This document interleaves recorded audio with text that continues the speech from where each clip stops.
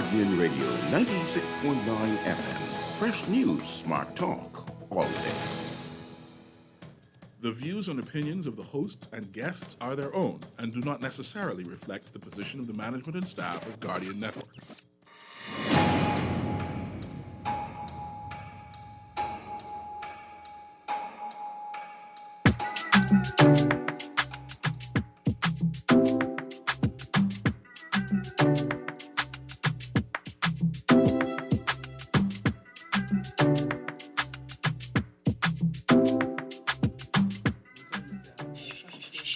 Good morning, Bahamas. Good yawning this morning. It is Wednesday, March the 31st, 2021, and you're on the clock with Erin Greene. As you can tell, I have guests in studio with me today. My guest co-host, Mr. Darwin Thompson. Good morning. Morning. And it is my pleasure to host this morning Dr. Jacinta Higgs from the Department of Gender and Family Affairs. It sits in the Ministry of Social Services. As you can see, our civil servants never stop working. They're always on the clock. They're always on the call. And I know that because my mother was a civil servant.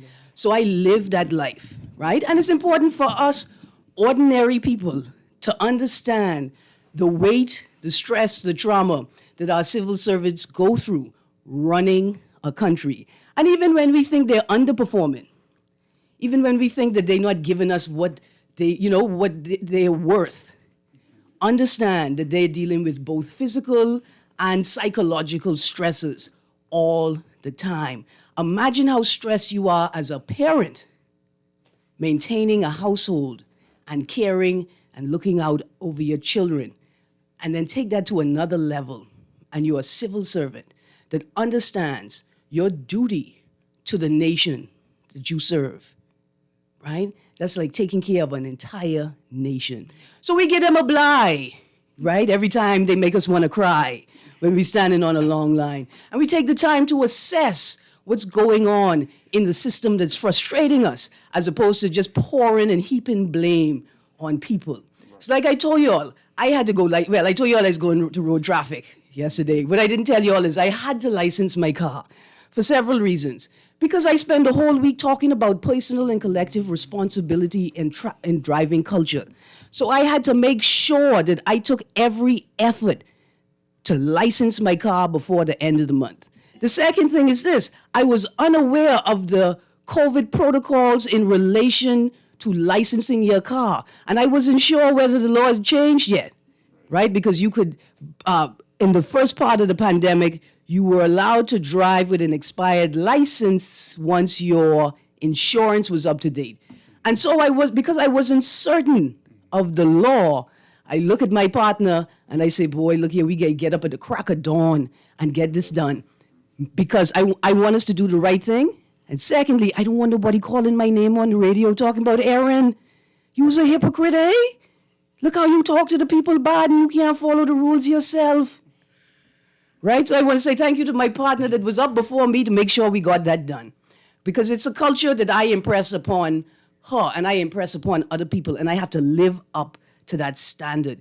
And we all, right, got to figure out how we could put in a little bit of extra effort to live up to the standards that we set for ourselves, that our forefathers and our ancestors set for us, and the expectations that the young people and the vulnerable people around us have. I can give you an example. I want to say a special shout out to the man in the red car on the line at road traffic this morning that got frustrated because the vehicle in front of him, the driver fell asleep. And he's blowing our horn, trying to wake that guy up, and he would not wake up. And somebody politely and very nicely got out their car to go wake him up so he could move forward. But the person in the red car decided to overtake and jump the line. And I want to say a special good morning to you, because whatever you had to do must be extra special to risk getting rowed by all them people on the road traffic line. Sometimes you just got to put in a little extra effort, to deal with the frustration of somebody who's not doing the right thing. That's all we need. And if we all put in a little bit, like 5% extra effort in what we're doing, we would see a tremendous shift in this town. Trust me, guys. I believe that. And you know who believe that? These young these young guys and these young girls, they believe that too. Sure If we do. put in an extra 5% effort, we could make this thing work. Anyway, don't mind me. I am excited because it's a long weekend coming up, people. You know, Bahamians love long weekends. And before I get the show started, let me just tell you all this. Get your weekend plans in order. It is an Easter holiday weekend. That means one thing for certain. It will rain. You don't know if you're going to have fried fish. You don't know if you're going to have roast lamb with rosemary, but you know it will rain. So plan your activities accordingly. Anyway, that was just a little joke we had. And the second way you know it'll rain on a holiday weekend is if the Prime Minister has an address and he says, my fellow Bahamians and residents, trust me, it'll rain on your holiday. Don't even try to have a party. The Honorable Mr. Minnis have a deal with somebody and he know how to make the orders work. If you think you have a holiday party, it gonna rain. 2020, 2021. It's been a new dispensation. I just find that funny because every single holiday it rains. But anyway, let me get to my show. This is informally International Women's Month. And today, the 31st, marks the end of that month. And there's been a lot of things going on globally, in the Caribbean region, but in particular in the Bahamas.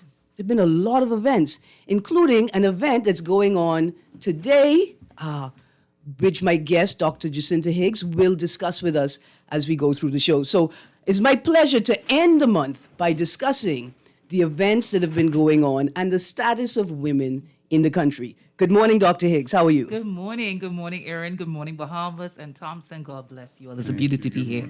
Thank you, thank you. So my first question is, well, this, you work at the Department of Gender and Family Affairs. What do you do there? So, Erin, I'm the director of that department. Yes, ma'am. My responsibilities are oversight in terms of administrative capacities, Yes, working again with budget, working with programs, projects, policies. For me, I recognize that for me as a teacher, I go to wherever you have to be evaluated. That's where I go. Yes. So sometimes there are needs, there are all kinds of needs, right? Yeah. But if there is a mandatory evaluation at the end of a period, I go to that evaluation document. So for me, I study the test. Right. And so then I look at what the questions are in the test, and then I check, I write a checklist, a plan of action from there going backward to the beginning. And so therefore, since we have to report to the United Nations, I went there. The country has to report. Erin, every department, every ministry has to report. And my role then is to look and see what it is that's been asked of me in that department, and then what programs, policies, projects, et cetera, I need to do. And so that's for me specifically as a director. And I have found the Sustainable Development Goals is the hottest thing out there now. Some persons don't know about it. And again, our department in terms of public education, from K through university, and then general public awareness, we must go out there and push the Sustainable Development Goal. Push is sometimes not an acceptable word by us, but to make you aware. Right. Because it is for you. It is for every single Bahamian will benefit from the SDGs. And what I get in that distinction, right, when you make us stop and assess what we mean by push, right? We are promoting the goals. Yes, ma'am. We are creating a space where people can interrogate the goals and understand what they are. And then we are also creating a space where people can decide how they want to approach the goals and then partner with various ministries That is to correct. propose how we approach these goals, God which bless. gives the citizen a greater degree of agency. And ownership, yes, in the ma'am. process. Celebratory understanding of it. Yes, ma'am. Absolutely. So, Erin, thank you for what you just outlined. And it goes right back to what you said earlier, because I was in awe of a simple sentence you said. You said, if every one of us, and Erin, you said do 5%, because even 5% really is really minuscule. But Erin, if we do 0.1%, Erin, I kid you not, and I want to come to that because that's what you're saying. That's what we are doing this week. If each one of us, Erin, do a little, Erin, we will see how this government and any administration will turn around. We will see how the people then, it's a gear. Like they say, it's a 3-digit gear. and each one have to move in tandem with the next one. Yes. And that's important. And so, Erin, for me, I am in government, but Erin, I've already been in private life. I still am in private life as an owner of a business. Erin, I've just now touched NGOs, civil society, and Erin, my life really changed in terms of where my new investment will go. Absolutely. Right. Yes. Because one of the questions I want to ask about is what are some of the projects the department works on, but more importantly, who are the NGOs that you partner with to support that work, or who do you partner with to support their work? So, Erin, I'm going to answer you based on what happened to me for the past 2.5 years. As a matter of fact, 2 and several months. I have 3 more months within this contract, right? Okay. 3-year contract. And, Erin, the first thing I had to do was to go to Geneva. Erin, 3 months in, I had to be prepared to go to Geneva to account for the Bahamas' record of how we have treated women. And I went. Yes. I went 2 years ago, and I still nervous. You with us? Yes, Erin, I you were still there. nervous. That's right, Erin. Oh my God, yes, Erin. So, Erin, you civils. I was really proud. So, okay, so let me just finish that. So, Erin, you were there, and other members of civil society were there, and it was so powerful to see the synergistic meaning working together. Even though you're government, we were government, and we were sitting up on it was almost like a court. Everyone who's listening, right? We were being interrogated. And I know that's not a good word to say, right? They call it a constructive dialogue. But see, me, I'm from Foxhill. I know what interrogation is. And I was one of the people interrogating. Yes. Right? Erin, you were. I was there interrogating. Of course. And when we talk about the synergy, right? When you're there, and I come there to not fight my government, but to Right, have a right. constructive dialogue with them yes. about things. Yes. But when you're in that space, no matter how hard you try to separate yourself from the government that you come to interrogate, there is this sense that there's no complete separation. Because we're all in this thing together. We had to all come back on the same plane, meaning, figuratively, come back home to work to make it work. Right, and so there's a sort of separation between grassroots advocacy and advocacy at that high level, right? That high level. It's great if people can experience both, because then you realize that they both are the same. That no matter what the issue is that you're interrogating, the baseline is that there is no way that we can be separated by this issue. Exactly. Right? And that's the foundation of human rights work, is that we have to heal because there's nothing that can separate us. Right? And so... I want to use a metaphor. Yes, ma'am. It's like a body. You have diabetes, and your little toe, it's the little left toe, Erin, that really begins to agitate. For some people, it literally gets cut off eventually, gangrene, and then it begins to affect the body, then get amputation of the leg. So, Erin, it's like that. The government, yes, may be the head. They call it heads of government, the states party when you go, right? And the government is reporting. It has the mouth, it has the head, the brain, everything, and it has the documents and present. But the foot, that little toe, the grassroots organization, that NGO, there were about 3 or 4 NGOs represented. I am telling you, and I'm saying this now, and I did say it to the people there, I was so proud of those NGOs. Now, I was government. Yeah. The NGOs wrote what you call shadow reports. I didn't like the word shadow. And just so you know now, Erin, they're calling it parallel reports. Shadow is clandestine. It sounds like you're doing something onto your government shadow. No, the reports what the ladies wrote, and I want to call Alicia Wallace name out because she is so phenomenal in so many ways. Brilliant. In the gap over the last almost 10 years. And see, I didn't know that because I just met her. You see, through the job, but they were there. So civil science, and she gave a report. It's a parallel report of some of the things. And so what she did, I have to use Alicia's report and go check through and see what I need to do. That's what I do. That's what we do at the Department of Gender. And that's how civil society can support government work and government's agenda. Even when you feel that you're working at odds with each other or you have a conflicting position, the work that you're doing helps the government inform itself and its partners, right? And so ultimately, even if I'm mad at you, I'm going to share this information with you because it helps other people. It helps you to enhance and support your agenda.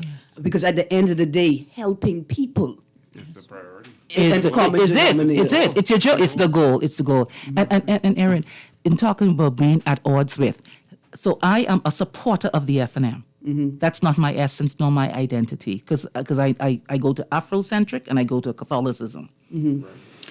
I go to Fox Hill, that African roots. I said that to say to you, so in my job, right now, Honorable Glenys Hannah Martin will be presenting today. I had to go to her. She's one of the longest serving. She's the second. She said, Dr. Higgs, I'm the second after Janet Boswell. But if God willing, what happens in this term, then she will get that record. Yeah. I had to go to the gurus. Oh my God, Erin, I'm not speaking. I had to go to Cynthia Mother Pratt.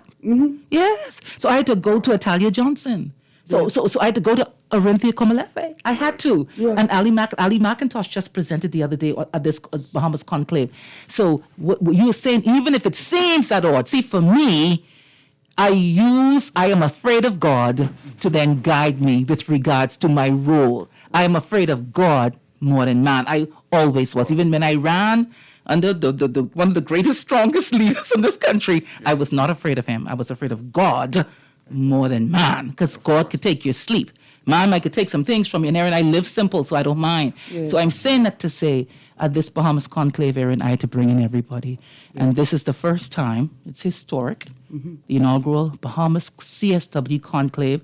Erin, every family island, we found a representative. Awesome. Now, some of them didn't get their videos in time, because we have to do a webinar on how to do simple homemade videos. Right, and then yes. The understanding that the advocacy changes in a country with an archipelagic exterior, that right? That is correct. So people say, Erin, why you use that big word? Because that's what the people who fund our programs need to hear, to understand that, why we need the money. Yes. That although the program is centered in New Providence, the communications budget needs to be tripled. Exactly. Right? Exactly. To take into account the technological needs to ensure that every single person has equal and equitable access to the table.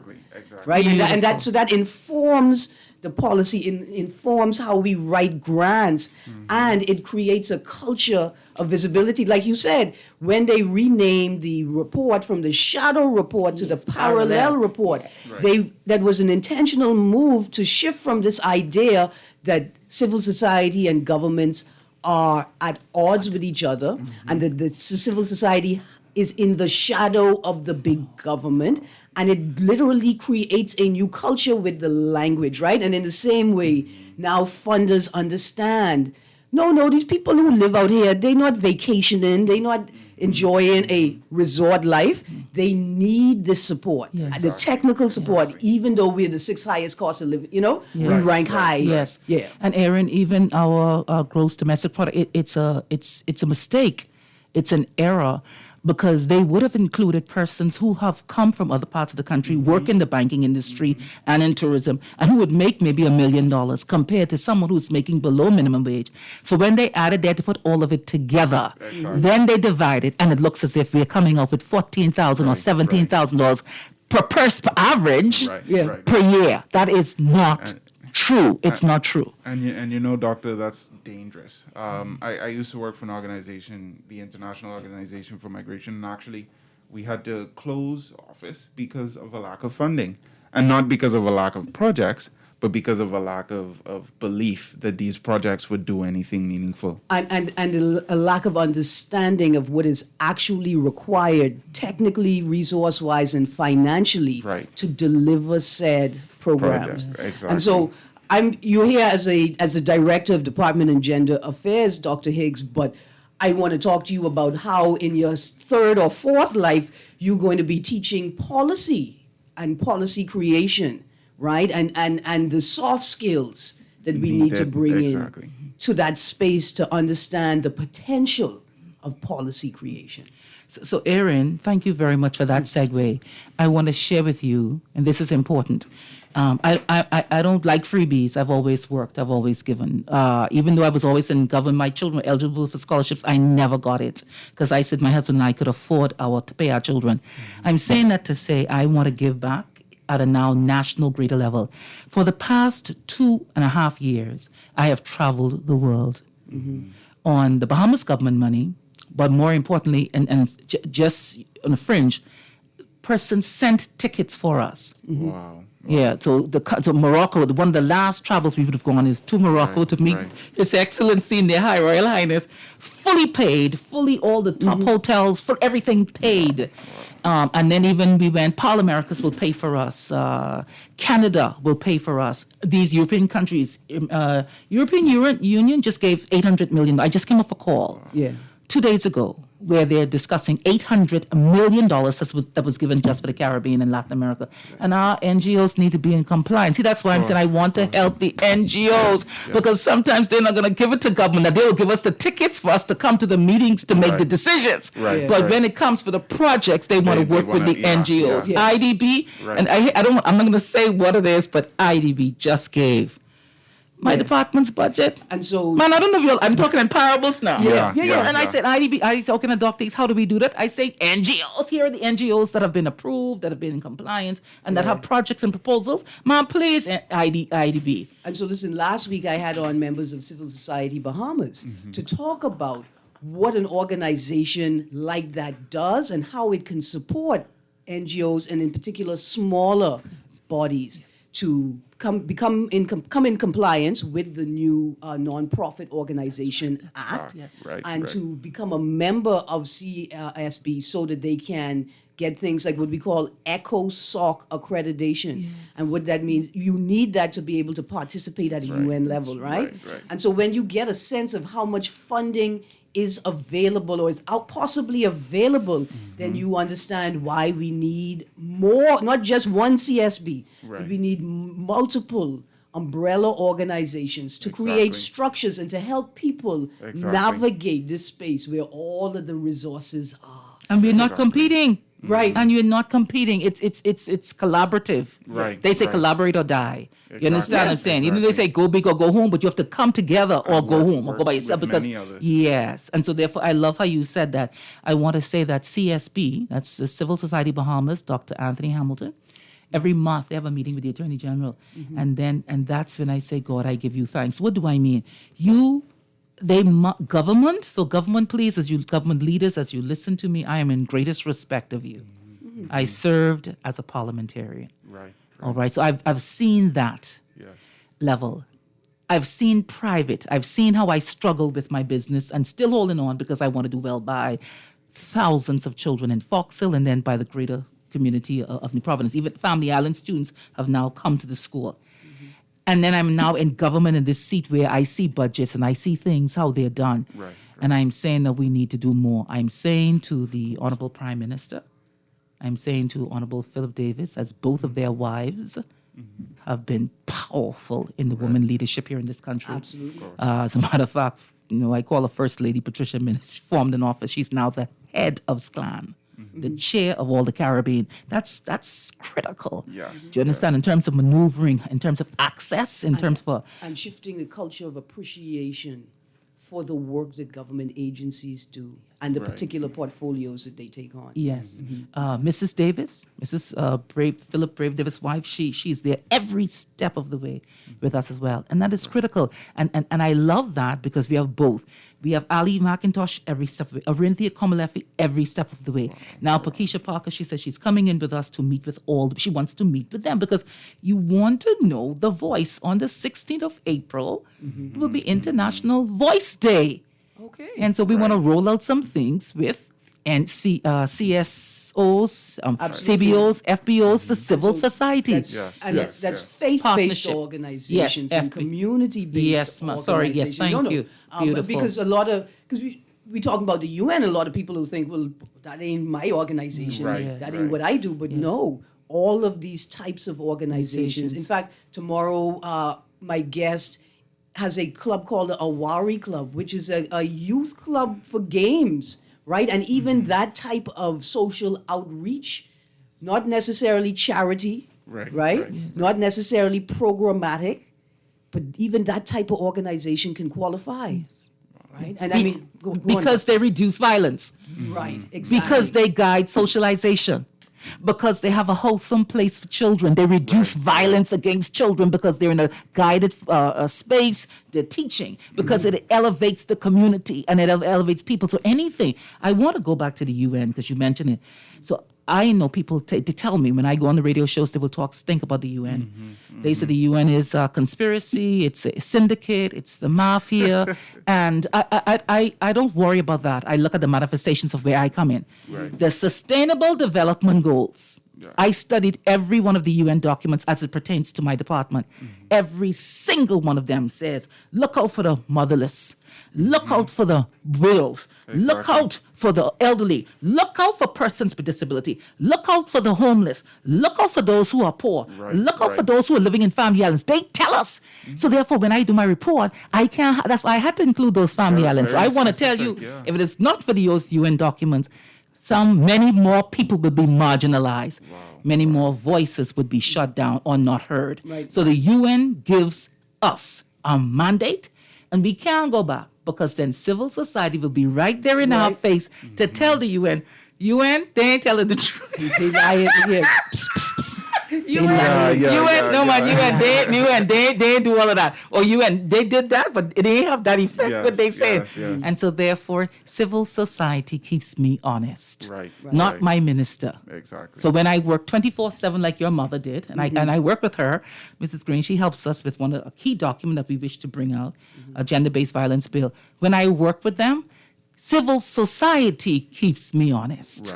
Right. Do you understand? Because government has a certain way that they need to deal. Yeah. And so I'm very thankful for the partnerships, which is Sustainable Development Goal number 17. Absolutely. All right. So people listening, please look up SDGs. Just look it up. If you have a phone, you say, hey, Google, what are the SDGs? You need to know, because I'm telling you, your government will have to report. And no government should send a report over there without it being released to the people. And I'm going to say to the people who are like, I'm just opposed to the SDGs, take a look at what the issues are they attempt to address and the problems they attempt to solve.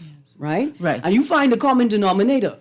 One of the goals is eradicating poverty. That is correct. It don't matter. Look here, me, I could be Batman and Lex Luthor. Right? We could be. We are both about eradicating poverty. Yes, we're working together now. Yes. Right? And reducing hunger. Right. And what you're trying to do is to find the tools that are available or that you have access to help you help the people. Yes. Right? And that's what it is. Like sometimes we, as an advocate, you got to put personal principle aside to ensure that you're doing the best that you can do. Yes, ma'am. Exactly. Right? And these are the balances that we have to find. Yes, the greater good. So watch us now, because I'll never forget Shivago Lang did it on his show. Ready, people? I don't have all of them down pat, and they may not be in order. But SDGs, Sustainable Development Goal, meaning for the next 20 years, next 10, 20 years, every government in the world, over 200 countries, should be doing this.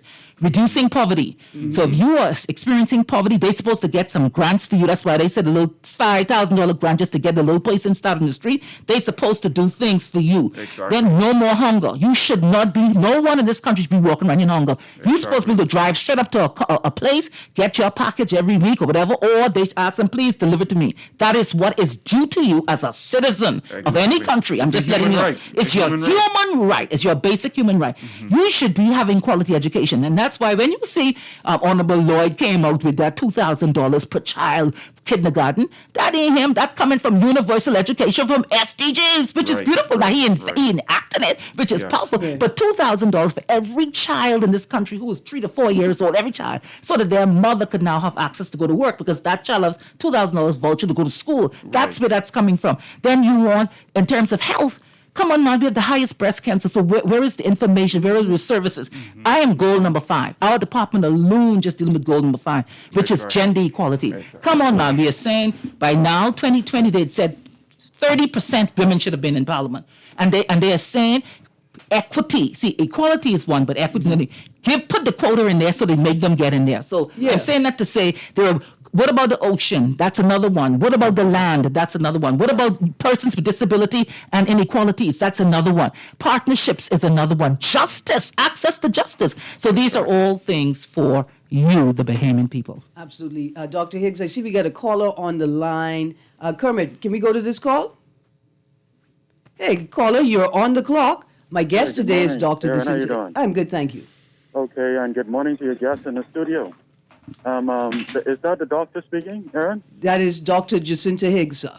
Okay, Dr. Jacinta Higgs, you actually forced me to call in walking around in the food store and I'm listening. I was listening for quite some time. Yes, sir. But when you spoke about the person that you are and that you fear God and God alone and not man, and you would have served under one of the strongest leaders in our country, perhaps in our region, and I completely support that sentiment.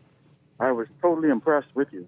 And listening to you now speak about the SDGs and teaching Bahamians what they're entitled to and straightening out the reality and the facts from the narratives, no matter the government and no matter what they present. Yes, I'm highly impressed, and I greatly appreciate what you are doing in this public forum. And I want to continue. I want to encourage you to continue to do the good work on behalf of the Bahamian people. Thank you very much, Erin. Thank you. God bless you, Thank sir. you Thank very you much. very much. Thank you. And a part of the show is to highlight voices that don't necessarily find the airwaves or to have conversations they don't necessarily have. Like I said, when we had the conversation with CSB, we were sort of focused on women's organizations and the support that they give.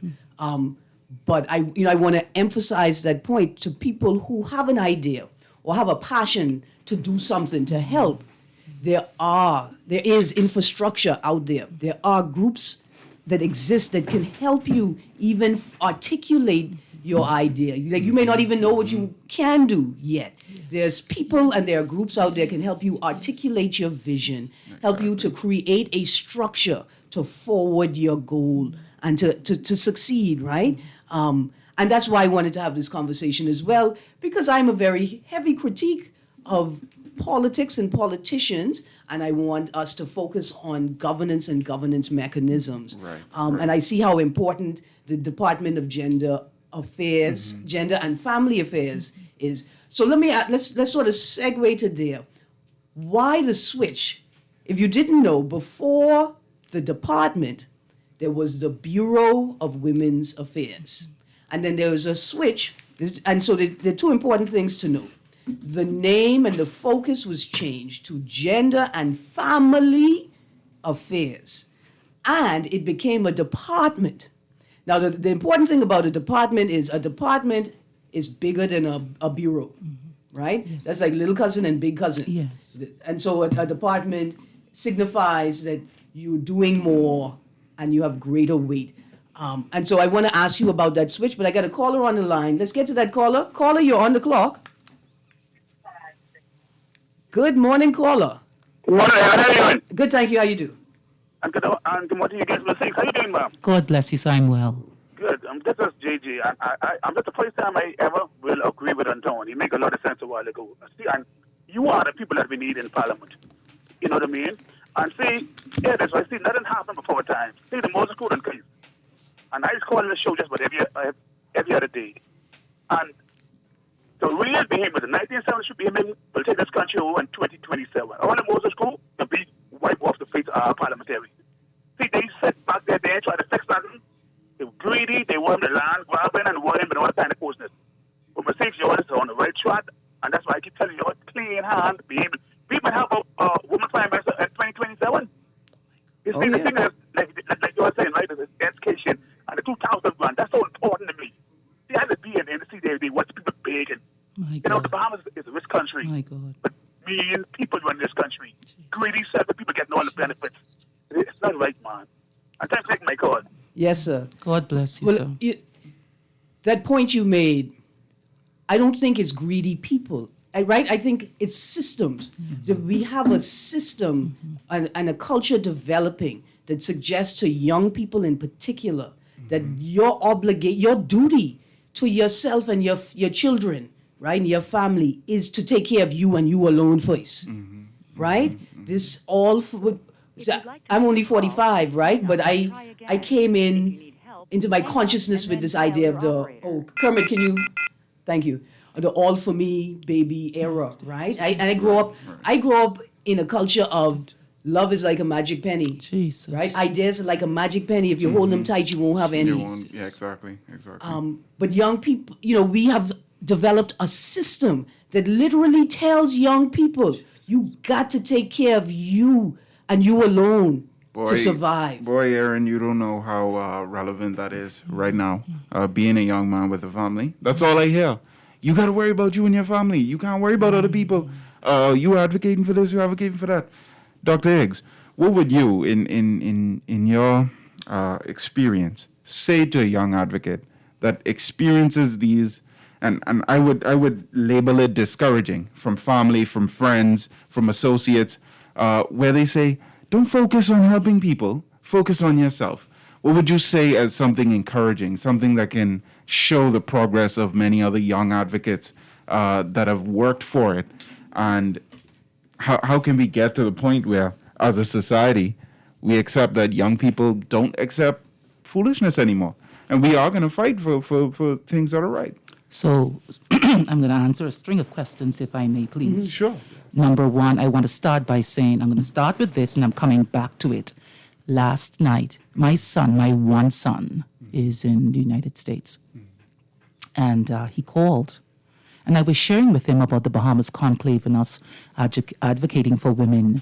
And then he said, Mommy, I like what you're doing. He said, but Mommy, for God's sake, don't do the man. Don't bash the man. So I coming back, because that's a part of what you're asking. I'm coming back to you. Yes. I want to go to Erin's point again. Just for the department in 1995, the women got together and they had the first World Conference, 1975, first World Conference.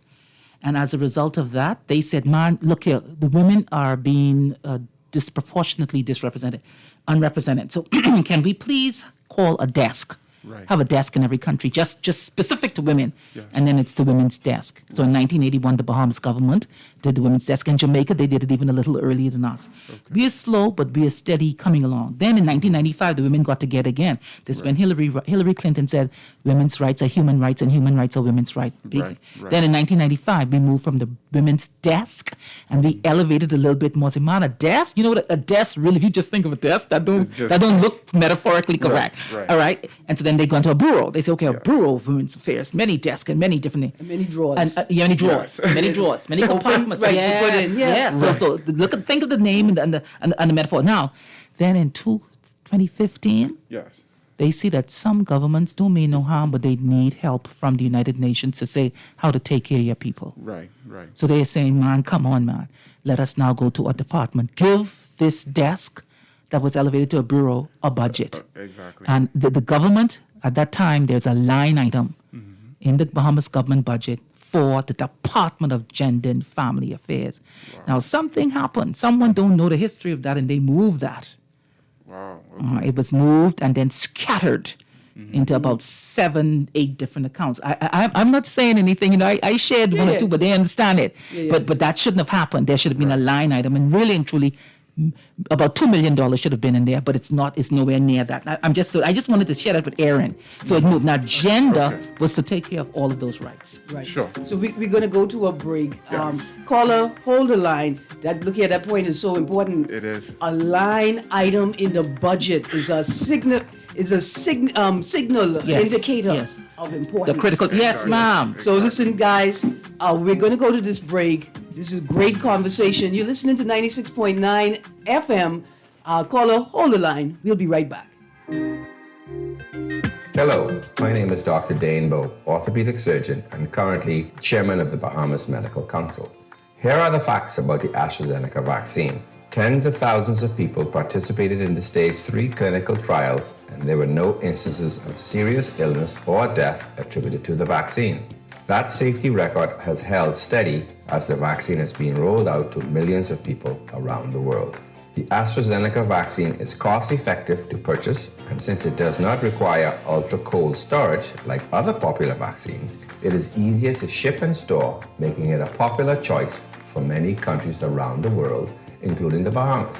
It is projected that over 200 million doses of the AstraZeneca vaccine will be produced per month as production ramps up to save even more lives, establishing it as one of the leading COVID-19 vaccines.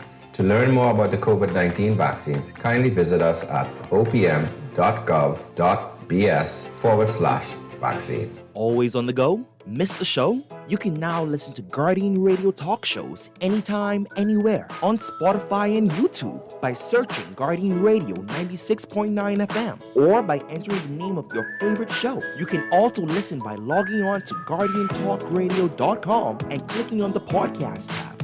Guardian Radio, continuing to provide you with fresh news and smart talk anywhere, anytime, all day. Meet Jackie. Jackie's a hard worker with a steady income, but she has a personal loan and multiple credit cards to pay off. To keep her account current, Jackie opted for a loan from Fidelity Bank to consolidate her debt into one monthly payment and earn interest on a built-in savings account. Be like Jackie. Call 356-7764 to book a complimentary financial coaching session. Fidelity also offers virtual assistance. Fidelity, we're good for you.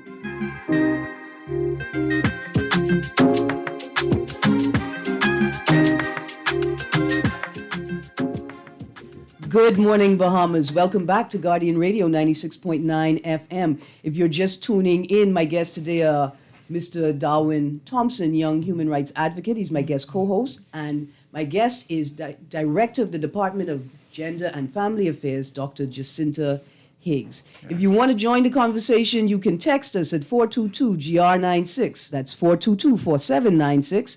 That line is powered by BTC. Standard text rates apply. You can also call us at 323-6232, 325-4316, or 326-4259. And if you have to move away from your radio, you can stream live audio and video on GuardianTalkRadio.com, or you can listen on TV on Cable Bahamas Channel 969 or Flow Channel 612. And you can even download the Guardian Radio app for your Apple or Android smart devices and listen to our audio feed or watch us on our video feed right there on the Guardian Radio app. Dr. Higgs, that point you made, do you want to continue before we go to this caller? Okay, let's go to the caller. Caller, you're on the clock. Hi, Erin and your guest, Dr. Jacinta Higgs. How are you, ma'am? God bless you. I'm well, thank you. That's good. This is Berenice Johnson. When I first met you, you were gracious and kind. I hope that you still are. Well, she ain't bring no dilly in the studio, and she from Fox Hill, Bernice, and she bring no dilly. I want her to bear with me because I have 2 points that is very concerning to yes, ma'am. Nationhood. Yes, ma'am. My debit card, I have been spun around. I am supposed to be FNM. I don't put politics in it. Until now, I am living below the poverty level. I was expecting. You still there? Oh, it seems we lost that call. I'm sorry, Bernice. I got another caller on the clock. Caller, you're live. I'm sorry, caller. I'm sorry we lost you, Bernice. Maybe you want to send in a text if the phone line is acting up. Remember, the text line is 422-4796. I've got some texts here. What role do trade unions play in gender affairs and NGOs? Well, a union isn't really a NGO in that sense, but as an advocate, I'm always interrogating where I can join with unions, where I can find support with unions, and what issues unions are working on, where we can possibly work together. Yes. What I found as an advocate is the global or the international union advocacy space is vibrant and often on the cutting edge of issues that I wasn't even aware of. Now remember, there are only 4. As a matter of fact, we only teach 3 distinct entities with regards to governance of a country. And then they also call the 4th estate. So let me go. 1, if you are employed by the Governor General, if you got a letter saying you're employed by the Governor General or you're in government, that's 1. That's where you are at this point. And you can be in different spaces.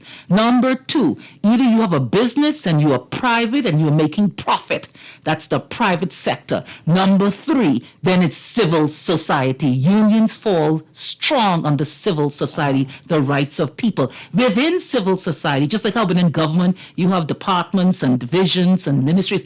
Under civil society Bahamas, you have unions, you have universities and education, you have NPOs, church-based organizations, so all of them fit under civil society Bahamas. And then the 4th estate is media. Look here, I thought unions is a thing on their own, because unions drove the labor. I mean, for a long time, the unions and the labor movement were the center of human rights advocacy in the country.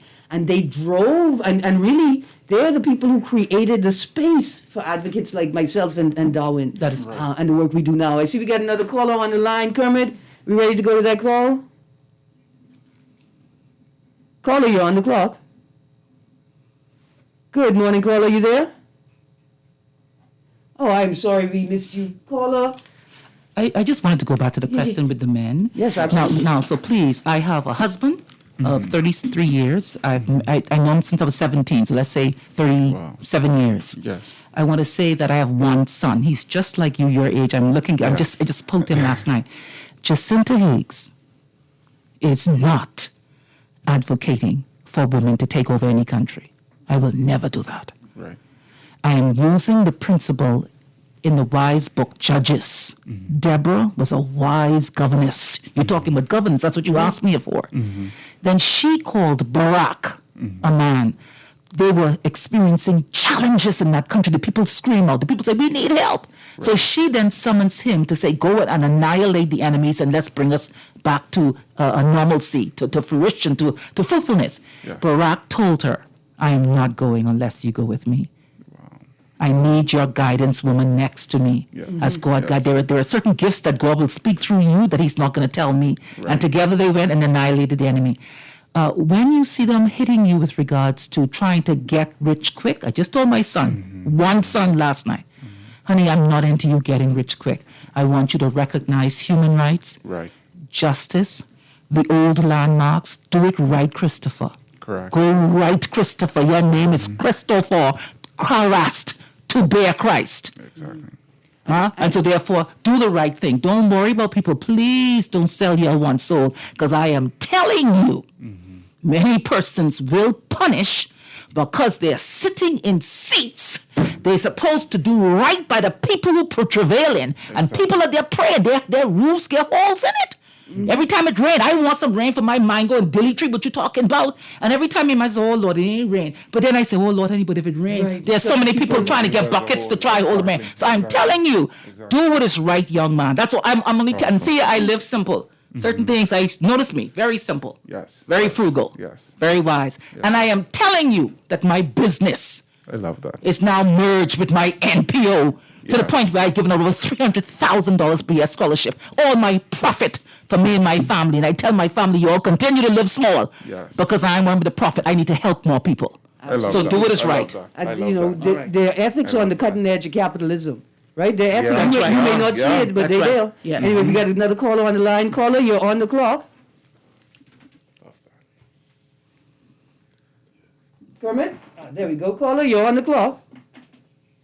Good morning. I am missing you, caller. Hello, good morning. How can you hear me? I can hear you now. Good morning. Beloved Erin Greene, the one and only. Thank you. Good morning, beloved. And to your esteemed guest. Yes, ma'am. I'm sorry we lost her, Kermit. Let's go to the next call. Caller, you're on the clock. Caller, you there? Well, I'm so sorry, callers, about the phone line. If you're calling from a cell phone, don't waste up all your money. Send a text. If you call in from a landline, keep calling back, please. Yes. So I've got a text here. It's a bit of a controversial one. It says, if women's rights are human rights, then by that logic, men's rights are human rights. Why isn't there a Department of Men's Rights with funding? And beautiful. We have, so you asked about the Department of Gender, and I didn't get to finish that. Yeah. So the department had to be given, desk was one thing, just activities, initiatives, observances. Then the bureau, okay, let's begin to now do some programs and get some policies out there. Right. Department means give me a budget. And in 2015, $2.3 million was given to the Department of Gender and Family Affairs. Most of that should have been for programs, and the programs would be divided between men and women. Exactly. So there is a male's desk. Thank you, caller or texter. Yeah. Yes. So Mr. Henry Johnson, 397-8600. Please contact him for any program you have for men and boys. Right. Yes, ma'am. So it's there. Right, and that was the impetus, right, for the shift in the name. was understanding two things. That to reduce violence against women and girls, we have to raise up men. We have to concern ourselves with the status of men and how they live in. We have to determine if we think men are the perpetrators, what is the root cause of violence in their lives, right? And then when we do this work, I think for me as an advocate, what we come to realize is that men can be and are often victims of the same systems that perpetuate violence against women and girls, right? And so I know that people are, prone to approach it in this sort of dualistic way. What women? What about the men? But the work in and of itself requires us to take care and look into the lives of men to see what they need. If we think that men are acting out in violence, before we punish, we say why. Exactly. Why do we think men, and why are men doing these things? Minister Campbell always says to us, he said he's sorry he's not Dr. Higgs. I know you're on here with all these women and you all doing a good job. He say, but you better try and save Adam for Eve. You try to help the women, but you have to work with the men as well. And so we do have Mr. Johnson working with them. And so the two men who called, God knows my heart was touched by their comments. What they said, I'm watching you, young Mr. Thompson, here with us, and I want to say to the men of the Commonwealth of the Bahamas, God bless you. We thank you for your leadership. We are asking God to give you the wisdom to recognize that you have wives, but first of all, mothers. Mothers are sacred. You have wives. You have significant other women in your lives. You have daughters. You have nieces, and so we ask, you have grandmothers who toiled. We're asking you to please simply work along with the women. I'm not bullying. My son said, Mommy, don't you go there because he know it. But I'm a teacher. When I talk like a schoolmaster or mistress. And so it's love. So let us work together, please, so that the Commonwealth of the Bahamas can really soar and do well and reduce the crime, reduce the rape, because rape that's a serious thing to have as one of the highest in the Caribbean. Oh, it is. It is. I see we got another caller on the line. Caller, you're on the clock. Yes, good morning again, Good morning. Dr. Higgs and Mrs. Erin Greene. I want to commend you all for this show this morning. It is so powerful and enlightening and very encouraging, not only for the women, but for all of the young children, the young girls, the young ladies that are coming up that we are mentoring. And let us continue to do so. Let us not get weary in well-doing. Doc, you're doing a wonderful job, and God continually to bless you. This is your sister, Marsha. God bless you, Good Honorable. morning. Thank you. Erin, I want to announce something on this show. Go on. I'm just led to do so because so I have a contract. And the contract, 2 years, a year first and 2 years. And so then there's discussion whether we need to renegotiate to go into another term. I am declining to go back. So I have about 3 more months in office. Wow. And people, please, those of you who are out there, know me well. I'm 55. She said 45. And Tom's and I, when he asked how old you are, I just love the beauty in terms of the age. Know that the God who has guided Jacinta to this point. Know that the husband who every step, as a matter of fact, he was the politician. I was just the front face for the folks. So he was behind the scene. People went to him and not to me. Wow, I was just the one on there trying. I'm saying that to say I am not going away. I am simply wanting to work more with civil society Bahamas. I've already done private. And I'm making no big net profit. I'm telling you. Schools don't make money. But as I know but private, I now know but government. I already see what happened all over the world. So now I want to go with civil society to strengthen that arm, okay? Right. Don't mind me as I make plans to hijack Dr. Jacinta Higgs in my School of Policy Creation.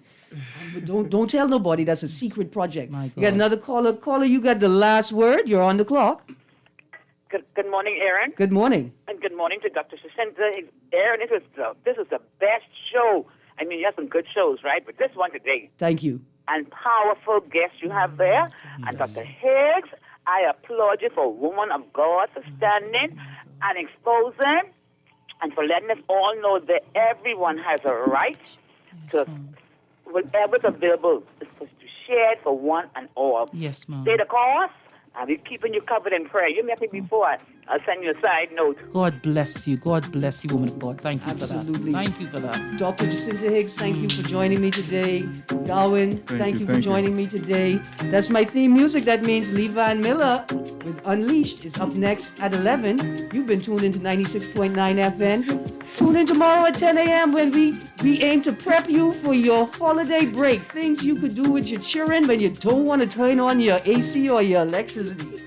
Have a great day, Bahamas. You're listening to 96.9 FM, Guardian Talk Radio.